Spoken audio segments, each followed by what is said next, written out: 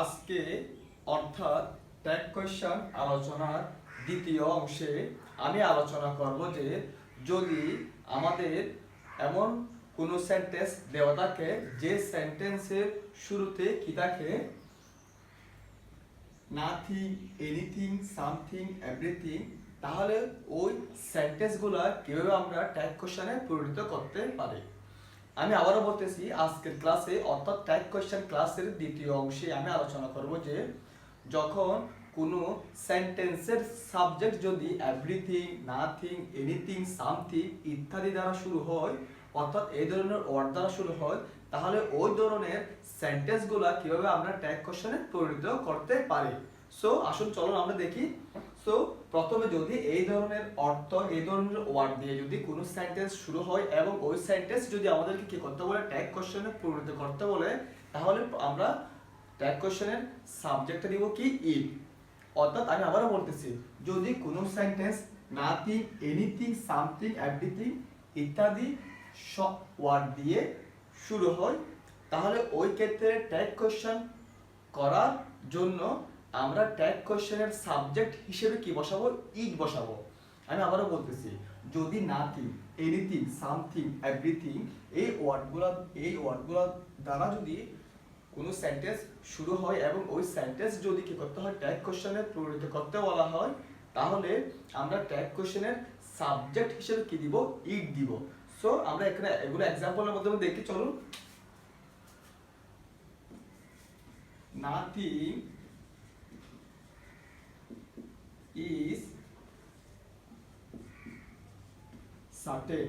তাহলে এখানে প্রথমে আমরা আগের ক্লাসে আমরা জেনেছি যে ট্যাগ কোয়েশ্চন শুরুতে কি করতে হয়, যদি অক্সিলারি ভার্ব থাকে ওই অক্সিলারি ভার্বটা দিতে হয়।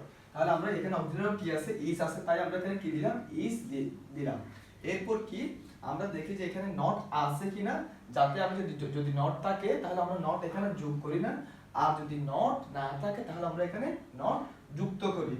দেখতেছি যে এখানে নাথিং, তো সো নাথিং শব্দ দ্বারা কি বোঝাচ্ছে? নেগেটিভ বোঝাচ্ছে, ওই কারণে আমরা এখানে ইজন্ট লিখবো না, শুধু অনলি ইজ লিখবো। এরপর যেহেতু এই সেন্টেন্সটি কি দ্বারা শুরু হয়েছে? নাথিং দ্বারা শুরু হয়েছে। সো যেহেতু এই সেন্টেন্সটি কি নাথিং দ্বারা কি হয়েছে?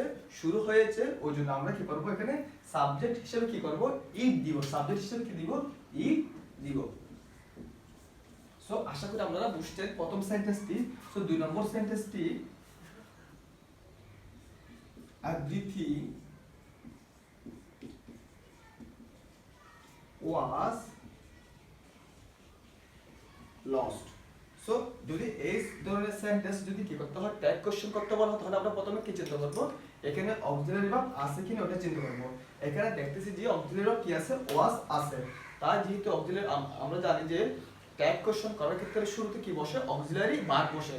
তাই এখানে যেহেতু অক্সিলারি ভার্ব কি আছে? was আছে, তাই এখানে কি করব? আমরা অক্সিলারি ভার্বটা বসাই দিব, was। এরপর দেখবো যে এখানে কি এই সেন্টেন্সটি নেগেটিভ কিনা। দেখতেছি যে এই সেন্টেন্সটি কি নয়? নেগেটিভ নয়, তাই আমাদেরকে কি করতে হবে? এখানে নট যুক্ত করতে হবে, wasn't। এরপর দেখবো যে সেন্টেন্সটি কি না এনিথিং, সামথিং, এভরিথিং, নাথিং এই ধরনের কোনো ওয়ার্ড দ্বারা কি শুরু হয়েছে, অর্থাৎ এই ধরনের কোনো ওয়ার্ড দ্বারা কি সাবজেক্ট হিসেবে ব্যবহৃত হয়েছে। যদি এই ধরনের কোনো ওয়ার্ড দ্বারা যদি কি হয়, ওয়ার্ড দিয়ে যদি সাবজেক্ট হিসেবে যদি কি হয়? ব্যবহৃত হয়, তাহলে আমরা এই এভরিথিং এর পরিবর্তে কি দিব? এখানে ট্যাগ কোয়েশ্চনের ক্ষেত্রে সাবজেক্ট ইট দিব। সো আমরা আরেকটা সেন্টেন্স দেখি, এটার কি মানে এটা ট্যাগ কোয়েশ্চন কি হবে? সো যেহেতু এখানে ইজ আছে অক্সিলারি ভার্ব, তাহলে আমরা কি করব? শুরুতে অক্সিলারি ভার্বটা কি করব? লিখব, ইজ। এরপর দেখব যে কি এখানে কোনো কি আছে কিনা? নেগেটিভ, অথবা এই সেন্টেন্সটি কি কিনা? নেগেটিভ কিনা। দেখতেছি যে something is better then nothing, আমরা এই সেন্টেন্সটি কি করতেছি? ট্যাগ করতেছি। তো এখানের মধ্যে কোনো কি নেই? নেগেটিভ কিছু নাই। যেহেতু এখানে কোনো নেগেটিভ ওয়ার্ড অথবা এই সেন্টেন্সটি কি নয়? নেগেটিভ নয়, ওই জন্য আমরা এখানে কি ইউজ করব? নট ইউজ করব। এরপর আসতেছে কি এখানে যেহেতু সামথিং দ্বারা এই সেন্টেন্সটি কি হয়েছে? শুরু হয়েছে, অর্থাৎ সামথিং এই সেন্টেন্সের কি সাবজেক্ট, তাই আমরা এখানে কি ইউজ করব? ট্যাগ কোয়েশ্চনের কি হিসেবে? সাবজেক্ট হিসেবে ইট ব্যবহৃত করব। সো আশা করি আপনারা বুঝছেন যে যখন কোনো সেন্টেন্সের শুরুতে যদি কি থাকে, নাথিং, এনিথিং, সামথিং, এভরিথিং থাকে এবং এই ধরনের সেন্টেন্সগুলোকে যদি আমাদেরকে কি করতে বলা হয়, ট্যাগ কোশ্চেনে রূপান্তরিত করতে বলা হয়, ওই ক্ষেত্রে আমরা ট্যাগ কোশ্চেনে কি সাবজেক্ট হিসেবে কি করব, ইট ইউজ করব। ওই জন্য এখানে আমরা কি করলাম, nothing is certain is it, everything was lost wasn't it, something is better then nothing isn't it. তো সো আমরা এখানে কি কেন ইট ব্যবহৃত করেছি, কারণ আমি আগেই কি লিখে দিছি যে যদি এনিথিং, সামথিং, এভরিথিং এবং নাথিং কি থাকে, এই ওয়ার্ডগুলো যদি থাকে এবং ওই ধরনের সেন্টেন্স যদি আমাদের কি করতে বলে, ট্যাগ কোশ্চেনে পরিণত করতে বলে, তাহলে ওই ধরনের ট্যাগ কোশ্চেনের ক্ষেত্রে আমরা কি ইউজ করব, সাবজেক্ট হিসেবে কি ইউজ করব, ইট ব্যবহৃত করব। সো আশা করি আপনারা বুঝছেন যে ট্যাগ কোশ্চেনের এই দ্বিতীয় অংশটি। এই ধরনের আরো কিছু সেন্টেন্স আপনারা কি করবেন, নিজ থেকে কি করবেন, ক্রিয়েট করবেন, নিজ থেকে কি তৈরি করার ট্রাই করবেন। এটা আপনারা সহজে কি এই টপিক্সটা আরো সহজে বুঝে যাবেন। আশা করি এই টপিক্সটা আপনাদের কি করবে, অনেক অনেক হেল্প করবে।